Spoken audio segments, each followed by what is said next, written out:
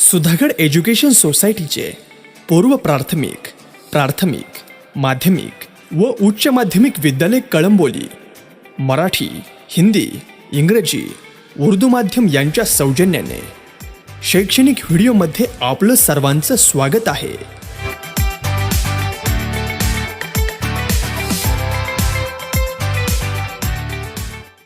Science first का गुरुत्वाकर्षण पाठ देख रहे हैं हम लोग। उसमें से पृथ्वी का गुरुत्वीय त्वरण ये उप पॉइंट हम देख रहे हैं। उस पॉइंट में पहले हम देखेंगे पृथ्वी का गुरुत्वीय त्वरण किसे कहते हैं। तो हमने देखा पृथ्वी पर होने वाले सभी पिंडों पर पृथ्वी एक बल प्रयुक्त करती है और उस बल को हम गुरुत्वीय बल कहते हैं। तो गुरुत्वीय बल के कारण पिंड को वेग प्राप्त होता है और इसी को पिंड का गुरुत्वीय त्वरण कहते हैं। तो वेग परिवर्तन के दर को ही त्वरण कहते हैं और इसीलिए हम पृथ्वी के बल के कारण पिंड पर निर्माण होने वाले त्वरण को ही पृथ्वी का गुरुत्वीय त्वरण कहते हैं। अभी अभी हमने परिभाषा देखी पृथ्वी का गुरुत्वीय त्वरण यानी क्या। एक बार फिर से देखो, पिंड पर गुरुत्वीय बल धारण होता है और इसी गुरुत्वीय बल के कारण पिंड पर त्वरण प्राप्त होता है और उसी को पृथ्वी का गुरुत्वीय त्वरण कहते हैं। यह होने के बाद अभी पृथ्वी का गुरुत्वीय त्वरण स्मॉल जी इस अक्षर द्वारा हम लिखते हैं। तो उसका संबोध क्या है? स्मॉल जी। ये देखने के बाद अभी इसके ऊपर एक दो प्रश्न है। यदि पृथ्वी का गुरुत्वाकर्षण ना होता तो क्या होता? तो अभी देखो, इस पृथ्वी का जो अभी हम देख रहे हैं कि हमारी पृथ्वी के कारण ही हम अपने अपनी जगह पर स्थिर है। तो ये बल ही नहीं होता तो क्या होता? तो समझो ये बल नहीं होता तो हम लोग, हमारे ऊपर आकर्षण बल न होने के कारण हम तैरते, हम स्थिर नहीं रहते, हम इधर उधर गुरुत्वाकर्षण बल नहीं होता तो हम क्या करते? हवा में तैरते। ये देखने के बाद दूसरा प्रश्न, जी का मान उसके मान का दुगना होता तो क्या होता? अभी जी यानी वैश्विक गुरुत्व स्थिरांक, ये हमने लास्ट के पॉइंट में देखा है। तो जी का मान उसके मान के दुगना होता तो क्या होता? तो जी का मान मैं जब दुगना करती हूँ तो गुरुत्वीय त्वरण भी दुगना होता है। आया समझ में? क्योंकि क्यों? जी का सूत्र है जी बराबर स्मॉल जी बराबर कैपिटल जी MM बटे R स्क्वायर। तो इधर जी का मान, कैपिटल जी का मान यानी वैश्विक गुरुत्व स्थिरांक का मान दुगना होने पर स्मॉल जी का मान यानी पृथ्वी के गुरुत्वीय त्वरण का मान भी दुगना होता है। यह देखने के बाद नेक्स्ट, यह देखने के बाद हम पृथ्वी के पृष्ठभाग पर जी का मान देखेंगे क्या है।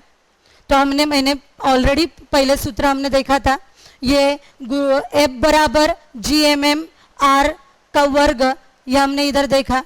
तो न्यूटन के नियमानुसार पृथ्वी की दूरी हमने R पकड़ी और उस पर जो उसका द्रव्यमान है, पृथ्वी का द्रव्यमान, वो कैपिटल M लिया। ये देखने के बाद उसके जो गुरुत्वीय बल है तो कैपिटल F लिखा और उत्पन्न होने वाला त्वरण स्मॉल जी है।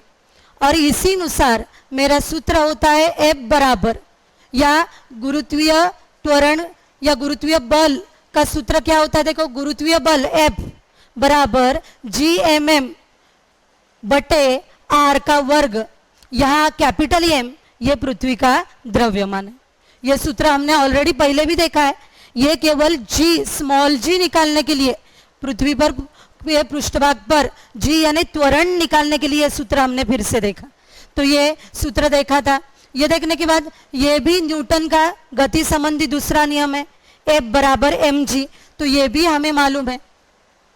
जब मैं F का मान mg इधर डालती हूँ तो F का मान क्या डाला मैंने? mg, और बाकी का मैंने सूत्र वैसा ही लिखा। तो मेरा सूत्र क्या फिर से होता है? देखो, mg बराबर कैपिटल G MM बटे R का वर्ग, ये होता है। अभी मैं क्या करती हूँ? देखो, ये m और ये m काट देती हूँ। ये समीकरण है और समीकरण में ये m और ये m काट दिया।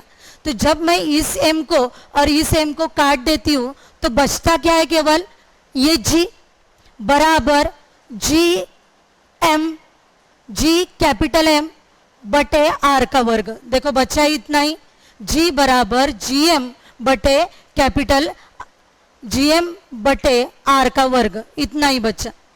तो अभी समझो, आर मैंने पहले ही बोला, आर यानी क्या, पृथ्वी, एकाध पिंड की पृथ्वी से दूरी यानी आर।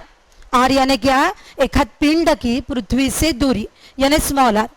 लेकिन वही मैंने समझो कैपिटल आर पृथ्वी की दूरी है, इसलिए कैपिटल आर इस्तेमाल किया तो भी चलेगा। और इसलिए ये दोनों जो सूत्र है समान है, केवल एक बार मैंने स्मॉल आर लिया और एक बार पृथ्वी की दूरी ऐसा लेने पर वो कैपिटल आर होता है, और इसलिए कैपिटल आर हुआ। ये देखने के बाद स्मॉल जी का सूत्र आया, यानी हमें वही हमें चाहिए था कि पृथ्वी का गुरुत्वीय त्वरण यानी स्मॉल जी का सूत्र जी एम बटे आर का वर्ग, ये मेरा आया। अभी यह होने के बाद मुझे सच में पृथ्वी पर गुरुत्वीय त्वरण कितना होता है ये निकालना है। तो मैं क्या करूंगी, सभी के मान उसमें डालूंगी कि पृथ्वी पर गुरुत्वीय त्वरण कितना होता है ये निकालना है मुझे। तो मैं क्या करूंगी, इस सूत्र में केवल मान डालूंगी। तो देखो कैपिटल जी यानी वैश्विक गुरुत्व स्थिरांक, मैंने पिछले पाठ में या पिछली तासिका में आपको पढ़ाया। तो कैपिटल जी का जो मान है वो 6.67 इंटू 10⁻⁻11 है। ये मैंने मान इसमें डाला कैपिटल जी में। ये देखने के बाद गुना ये एम यानी पृथ्वी का द्रव्यमान, वो भी स्थिर होता है। पृथ्वी का द्रव्यमान बदलेगा क्या, नहीं। वैश्विक गुरुत्व स्थिरांक भी नहीं बदलेगा और एम भी नहीं बदलेगा। ये वैल्यू हमें ध्यान में ही रखने, ये मान जो है वो हमें ध्यान में ही रखने। तो कैपिटल जी का मान क्या है, 6.67 इंटू 10⁻11 इंटू जी एम देख रहे हैं यानी पृथ्वी का द्रव्यमान। तो पृथ्वी का द्रव्यमान 6 गुना 10⁻24 यह है, और त्रिज्या भी वही है। और त्रिज्या पृथ्वी की जो त्रिज्या है वो 6.4 इंटू 10⁻6 और आर का वर्ग है, इसलिए मैंने इस कोष्टक का भी क्या लिया, वर्ग लिया। और ये जब मैं इसको सॉल्व करती हूँ तो मैं इसको हल करने के बाद मेरा ये मान आता है 9.77 मीटर पर सेकंड स्क्वायर। ये त्वरण है, और त्वरण की एसआई इकाई ये मीटर पर सेकंड स्क्वायर है। और इसलिए मेरा मान जो आया 9.77 मीटर पर सेकंड वर्ग, तो यही कायम आएगा। तो आपको जी की वैल्यू जो पृथ्वी पर गुरुत्वीय त्वरण का मान है वो 9.77 ऐसा ही है, मीटर पर सेकंड वर्ग, ये इसकी इकाई। लेकिन कभी कभी क्या करते हैं मालूम है कि 9.77 ना लिखते हुए जब दशांश चिन्ह के आगे 2 ये 5 से बड़ी संख्या है तो इसमें 1 मिलाते, और 1 मिलाने पर मेरी जी की वैल्यू जो है यानी गुरुत्वीय त्वरण की वैल्यू जो है वो 9.8 मीटर पर सेकंड स्क्वायर होगी। आया समझ में। और आजकल या सभी उदाहरणों में हम 9.77 ना लेते हुए 9.8 मीटर पर स्क्वायर ऐसा लेते, 9.8 मीटर पर सेकंड वर्ग ऐसी वैल्यू लेते। नेक्स्ट, यह होने के बाद अभी अभी हमने गुरुत्व त्वरण देखा। तो गुरुत्व त्वरण यानी स्मॉल जी हमने 3-4 बार देखा कि गुरुत्व त्वरण यानी स्मॉल जी। तो स्मॉल जी में होने वाले परिवर्तन हम लोग देखेंगे। तो ये स्मॉल जी में यानी क्या, तो गुरुत्व त्वरण में होने वाले परिवर्तन के 3 पॉइंट है। कैसे 3 पॉइंट, देखो पहला पॉइंट पृथ्वी के पृष्ठभाग पर उसका क्या असर होता है गुरुत्वीय त्वरण का। दूसरा पॉइंट पृथ्वी के ऊंचाई के अनुसार उसका क्या क्या परिवर्तन होता है, और तीसरा गहराई के अनुसार क्या क्या परिवर्तन होता है। तो 3 बातें हैं। पहली बात मैं अभी करूंगी, पृथ्वी के पृष्ठभाग पर इसका क्या क्या असर होता है। तो जी का मान बदलता है क्या पृथ्वी के पृष्ठभाग पर, वो हम देखने वाले।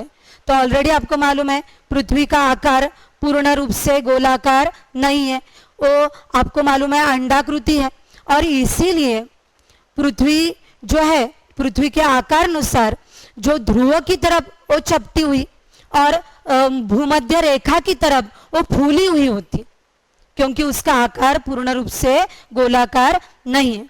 तो फिर से एक बार देखो, पृथ्वी गोलाकार आकार पूर्ण रूप से उसका नहीं है और इसलिए वो अंडाकार होने के कारण ध्रुवों की तरफ वो क्या होती है, चपटी, और भूमध्य रेखा की तरफ यानी विषुवृत्त की तरफ वो फूली हुई होती, यानी क्या होती है, फूली हुई होती है। तो इसी कारण जो त्रिज्या है ध्रुवों की तरफ त्रिज्या कम होती है, क्यों, वो चपटी है और इसलिए त्रिज्या क्या होती है, कम होती है।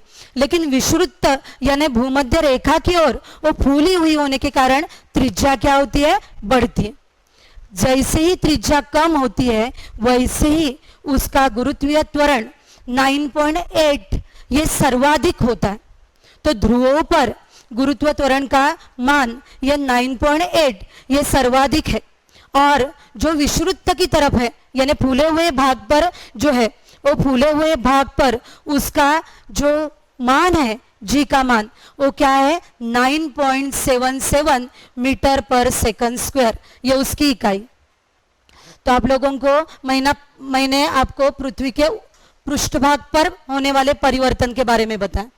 तो अभी हम देख रहे थे पृथ्वी के पृष्ठभाग पर जी के मान में क्या क्या परिवर्तन होता है। तो मैंने पृथ्वी का पृष्ठभाग आपको बताया, यह पूर्ण रूप से गोलाकार नहीं होता है, यह अंडाकृति होता है और इसलिए ध्रुव की तरफ वो चपटी और भूमध्य रेखा की तरफ वो फूली हुई होती है। त्रिज्या ध्रुव की तरफ कम और विषुवृत्त की तरफ अधिक, लेकिन त्रिज्या कम होने के कारण भी गुरुत्वीय त्वरण का मान अधिक होता है और वो 9.8 इतना होता है मीटर पर सेकंड, इसकी इकाई है। और विषुवृत्त की तरफ यानी भूमध्य रेखा की तरफ उसका जो मान है वो 9.77 मीटर पर सेकंड ये होता है। ये देखने के बाद अभी मैं दूसरे पॉइंट की तरफ जाऊंगी और दूसरा पॉइंट है गहराई के अनुसार परिवर्तन।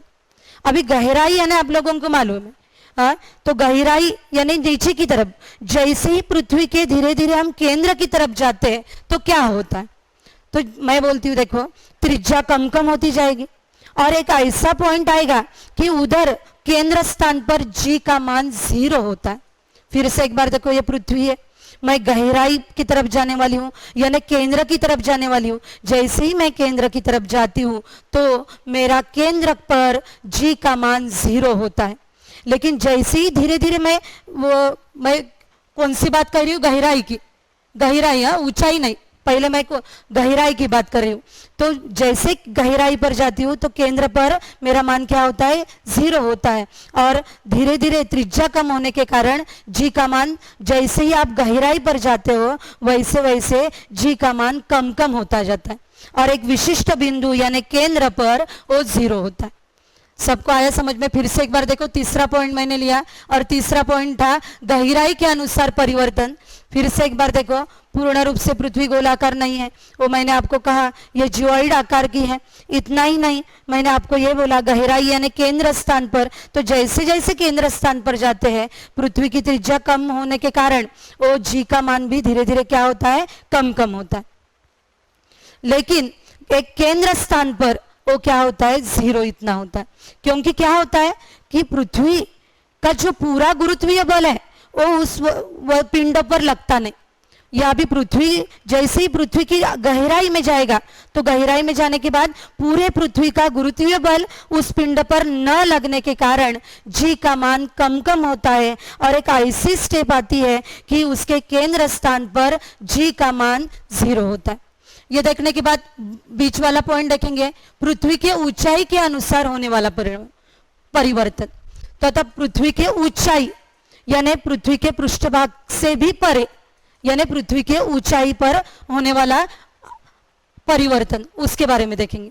तो आपको मालूम है पृथ्वी की त्रिज्या सभी पिंडों के लिए सेम लिखते। मैंने ऑलरेडी एक गणित दिया, आपको दिखाया, उसमें मैंने देखा कि सभी पिंडों की त्रिज्या, पृथ्वी पर होने वाले सभी पिंडों की त्रिज्या, पृथ्वी से त्रिज्या जो है वो 6.4 × 10⁶ ये हम कायम लेते, समान लेते और इसलिए पृष्ठभाग पर जो फिर से एक बार देखो, ऊंचाई मुझे त्रिज्या तक की ऊंचाई पर जो जी है वो समान होता है। पृष्ठभाग के ऊंचाई तक मैंने क्या कहा, पृथ्वी के आकार के पृष्ठभाग के ऊंचाई तक जी का मान समान होता है। लेकिन अभी पृथ्वी के पृष्ठभाग की और परे जाएंगे, यानी एरोप्लेन समझो, वो ऊपर से जा रहा है, विमान, या मैं बोलूंगी हवाई जहाज जो ऊपर से जाता है। तो ऊपर से जाने के बाद होता क्या मालूम है, समझो पृथ्वी के पृष्ठभाग के वो ऊपर से यानी 10 किलोमीटर ऊपर की तरफ से जा रहे हैं। तो 10 किलोमीटर यानी कुछ भी नहीं है, ये नगण्य है, और इसलिए साधारण जी का मान अल्प मात्रा में बदलता है। जी का मान अल्प मात्रा में, क्यों? त्रिज्या 6.4 इंटू 10⁻⁶ है, तो ये हमने देखा। लेकिन अभी त्रिज्या के ऊपर, तो त्रिज्या के ऊपर यानी केवल 10 मीटर अंतर पर से 10 किलोमीटर अंतर पर समझो हवाई जहाज है, तो ये जो ऊंचाई है वो नगण्य है, और इसलिए जी के मान में अल्प मात्रा में परिवर्तन होता है। जी के मान में अल्प मात्रा में परिवर्तन होता है। लेकिन वही मैं बोलूंगी, आपने उपग्रह भेजे, आपने यातायात संचार के लिए उपग्रह भेजे, तो उपग्रह भेजने के बाद ये उपग्रह अधिक दूरी पर होते, और अधिक दूरी पर होने के कारण, अधिक ऊंचाई पर होने के कारण जी की मात्रा में बहुत परिवर्तन होता है। जी के मान में बहुत परिवर्तन होता है। और साधारण मैं बोलूंगी यातायात उपग्रह की कक्षा, ये उसका अंतर जो है, ऊंचाई जो है वो 35,000 इतनी है। तो 35,000 किलोमीटर इतने ऊपर होने पर जी का मान 0.222 इतना आता है।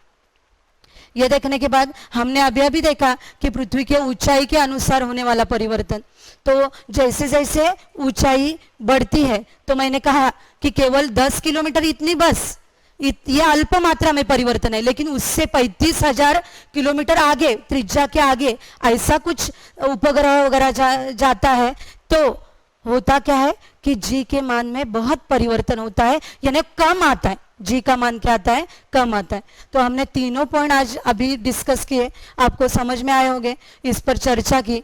ये देखने के बाद अभी सोचिए, ये 2 प्रश्न मैं पूछती हूँ। पहला प्रश्न, पृथ्वी के अंदर जाते समय गुरुत्वाकर्षण बल की दिशा में कुछ अंतर आएगा क्या? अभी पृथ्वी के अंदर जाते समय उन्होंने गुरुत्वीय बल की दिशा में कुछ अंतर आता है क्या? तो नहीं, ऑलरेडी हमने देखा है कि पृथ्वी और उसकी गुरुत्वीय बल की दिशा केंद्र स्थान पर होती है, यानी नीचे की तरफ ही होती है। तब अंदर जाते समय गुरुत्वीय बल में कौन दिशा में कौन सा भी परिवर्तन नहीं आता, गुरुत्वीय बल के दिशा में कौन सा भी परिवर्तन नहीं आता। अभी दूसरा प्रश्न मैं पूछती हूँ, पृथ्वी के केंद्र पर जी का मान कितना होता है? ऑलरेडी हमने अभी देखा, तो पृथ्वी के केंद्र स्थान पर जी का मान 0 इतना होता है, ये हमने ऑलरेडी अभी देखा है। तो ये आपको जी में होने वाला परिवर्तन हमने 3 पॉइंट देखे। पहला पॉइंट देखा पृथ्वी के पृष्ठभाग पर, दूसरा पॉइंट देखा गहराई में, और तीसरा पॉइंट मैंने बोला आप लोगों को उसके ऊंचाई के अनुसार होने वाला परिवर्तन। ये तीनों पॉइंट कवर हो गए। नेक्स्ट, ये देखने के बाद अभी मैं चित्र दिखाती हूँ। ये जी के मान में होने वाले परिवर्तन के कुछ चित्र मैंने अलग अलग लाए हैं, उस चित्र के अनुसार हम देखेंगे। तो देखो इधर ऊंचाई बढ़ने जानकारी ली, तो देखो पृष्ठभाग पर है, पृथ्वी के पृष्ठभाग पर ये जब पृष्ठभाग पर होता है, ऑलरेडी मैंने कहा ये त्रिज्या के बराबर है पृथ्वी के, तो इसलिए ऊंचाई 0 मानी, और 0 मानने के बाद मेरा 9.8 इतना क्या आता है, उसका मान आता है।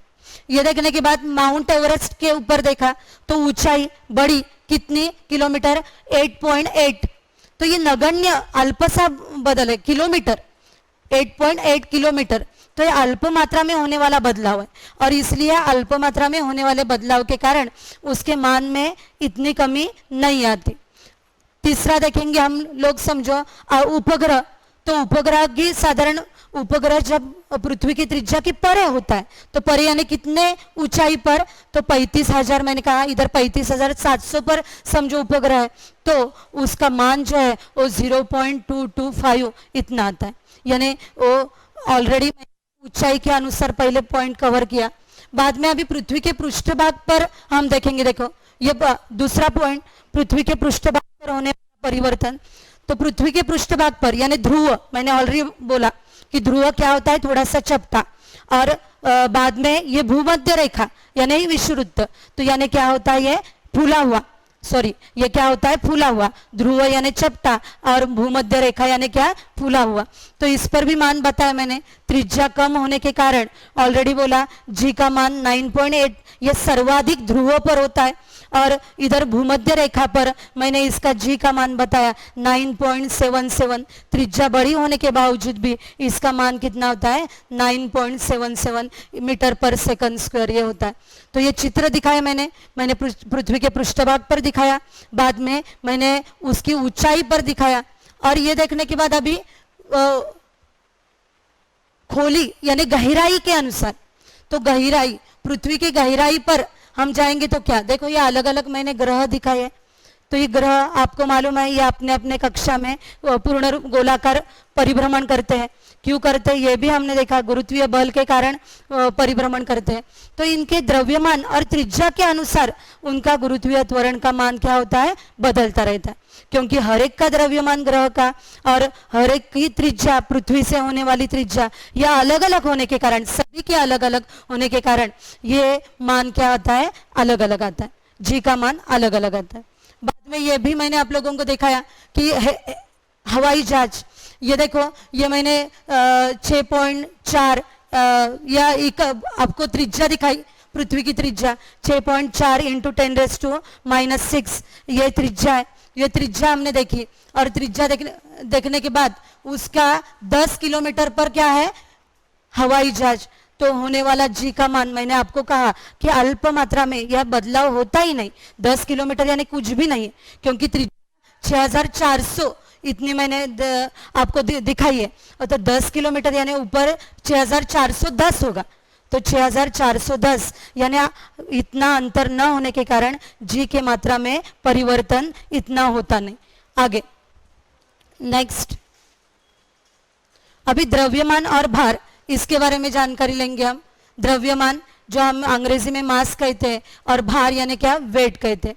तो द्रव्यमान आपको मालूम है कि आप किधर शक्कर लेने जाओगे या किधर बाजार में जाते हो तो उसका द्रव्यमान करते हो, तो द्रव्यमान कितना होता है, 1 kg 2 kg इस प्रकार होता है।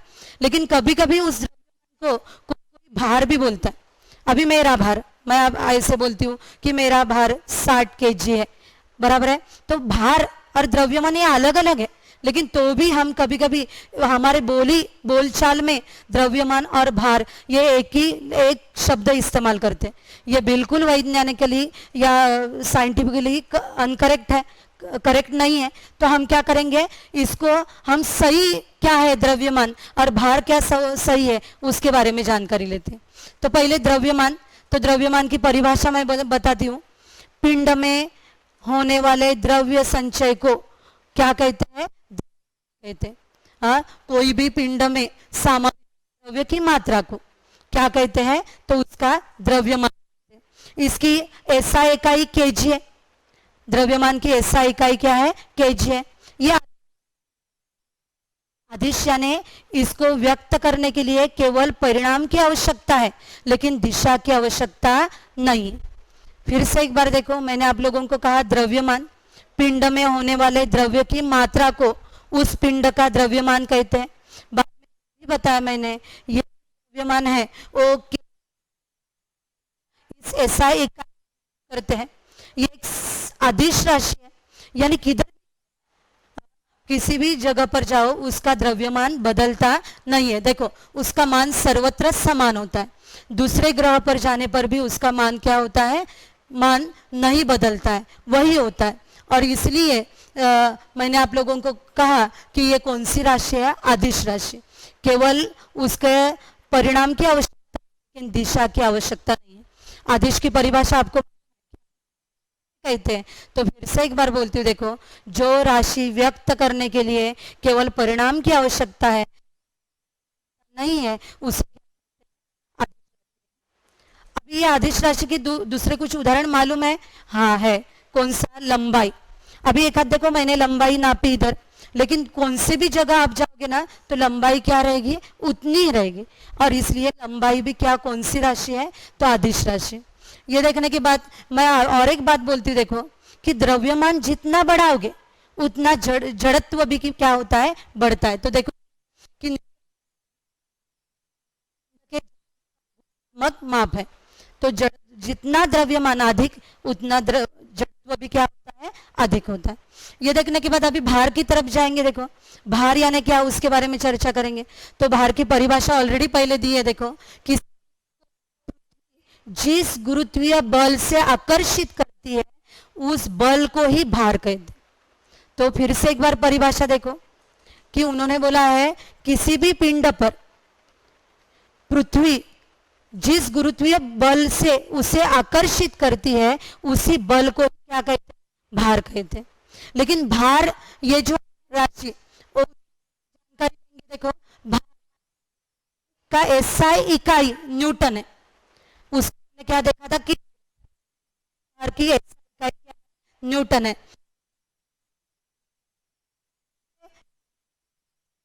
भार क्या है, सदिश राशि है। ये दिशा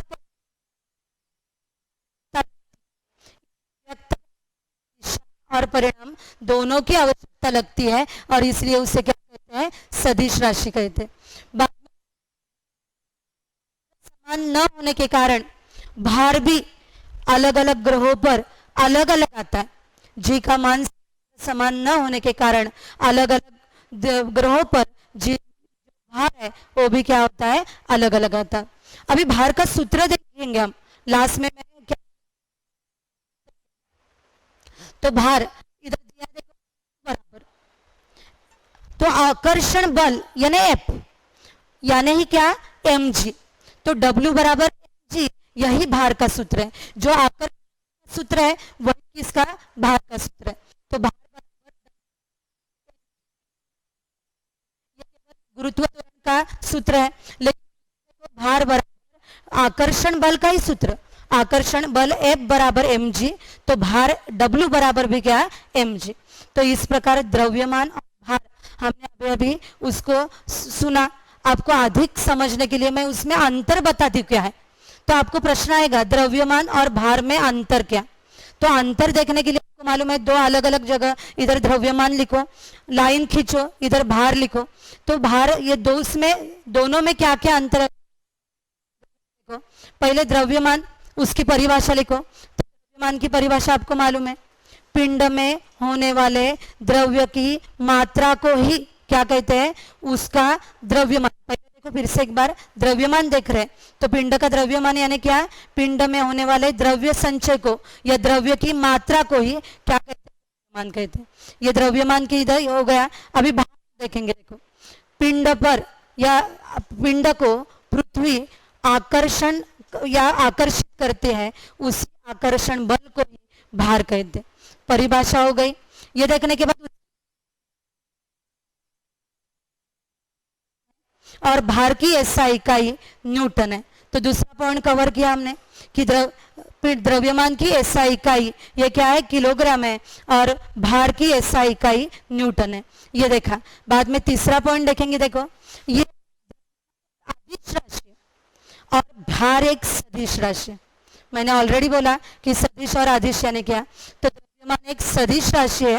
फिर से एक बार देखो, द्रव्यमान एक अदिश राशि है तो भार एक क्या है, सदिश राशि। ये देखने के बाद देखो द्रव्यमान का हम इकाई देखेंगे। तो द्रव्यमान की एसआई इकाई कौन सी है, किलोमीटर है, और भार की एसआई इकाई क्या है, न्यूटन है। ये हो गया। बाद में ये देखने के बाद जी का कि द्रव्यमान पर जा इधर भी जा बदलता नहीं, लेकिन भार स्थानों पर जाते भार क्या होता है, बदलता। नेक्स्ट उसके मैंने जो पार्ट अभी अभी ये पॉइंट पढ़ाया तो उस पॉइंट के ऊपर दो प्रश्न देखो। पृथ्वी के ऊपर जाने पर क्या आपका भार स्थिर रहेगा, ये प्रश्न पूछा है। मैंने आपको बोला कि अभी अभी हमने ऊपर यानी अधिक ऊंचाई पर जाने पर क्या होता है, मैंने बताया आप लोगों को कि समझो जहाज है तो 10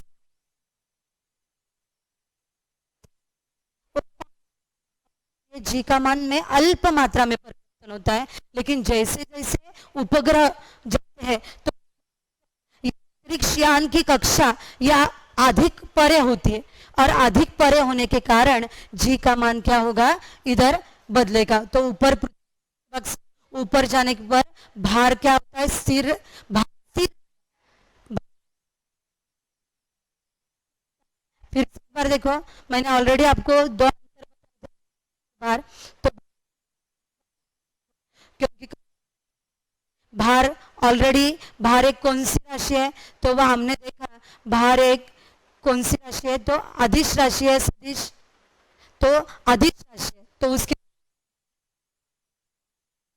आंसर को होगा।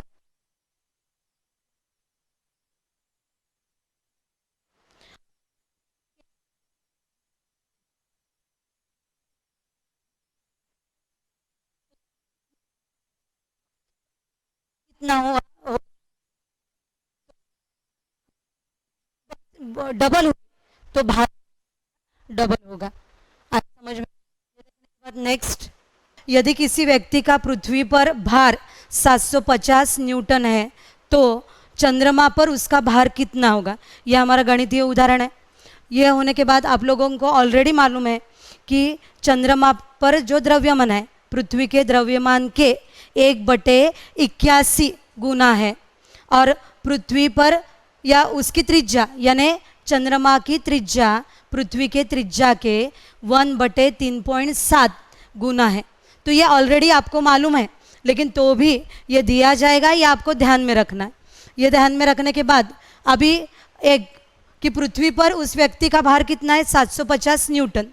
तो ये कैसे न्यूटन है, आप लोगों को न्यूटन में कैसे आया आपको मालूम है कि मैंने क्या किया कि उसका समझो पृथ्वी पर जो द्रव्यमान है वो 75 है, तो गुना मैंने क्या किया 9.8 से गुना किया, तो उस उतना न्यूटन भार आया।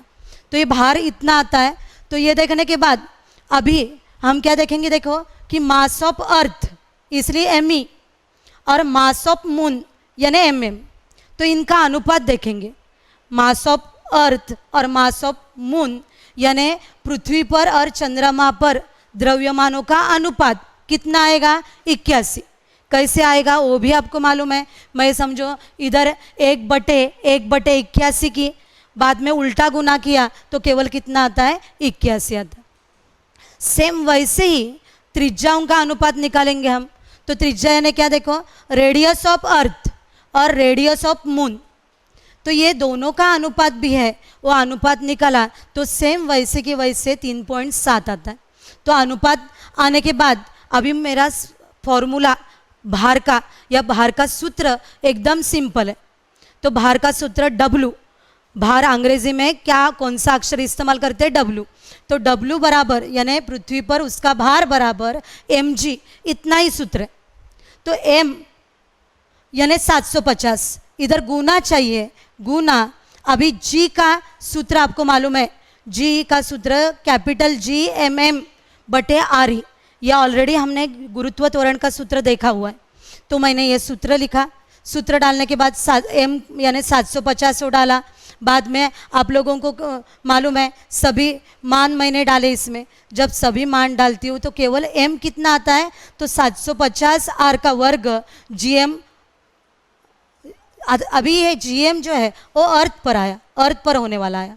सेम वैसे की वैसे मून पर भी यही सूत्र मून पर मैं लगाऊंगी। तो मून पर और ये पृथ्वी पर दिया हुआ है, लेकिन मून यानी चंद्रमा पर दिया नहीं है, और चंद्रमा में न देने के कारण इधर m के जगह 750 डाला, इधर m वैसा ही आएगा। बाद में gm/rm का स्क्वायर, ये सूत्र है। और ये सूत्र, इन दोनों सूत्र को मैं गुना करूंगी और गुना करने पर मेरा आंसर कितना आता है, 126.8 न्यूटन इतना आता है। केवल मान डालो और मान डालने के बाद सॉल्व करना है, और सॉल्व करने पर मेरा जो चंद्रमा पर भार आया वो कितना आया, 126.8 या 126.8 न्यूटन इतना आया। तो अभी 126.8 न्यूटन आया। ये देखो ये भार 750 और ये भार कितना है, कम। तो इसका कारण भी आपको मालूम है कि पृथ्वी पर होने वाले भार जब हम चंद्रमा पे जाते हैं तो 1/6 इतना कम होता है, यानी पृथ्वी का भार और वही भार हम चंद्रमा पे जाएंगे तो कितना बदल होता है, तो 1/6 इतना भार आता है, और इसलिए इतना कम आया। ये देखने के बाद देखो इधर दिया है चंद्रमा पर भार पृथ्वी के भार के 1/6 गुना होता है, यानी 1/6 गुना होता है, यानी क्या 1/6 गुना होता है पिंड का चंद्रमा पर भार। यानी हमने देखा और इसी सूत्र के अनुसार ये उदाहरण किया और उदाहरण करने के बाद हमारा भार यह है। इधर मेरा ये जो द्रव्यमान और भार है ये टॉपिक मैं ख़त्म करती हूँ और आगे के जो पॉइंट है वो बाद में पढ़ेंगे।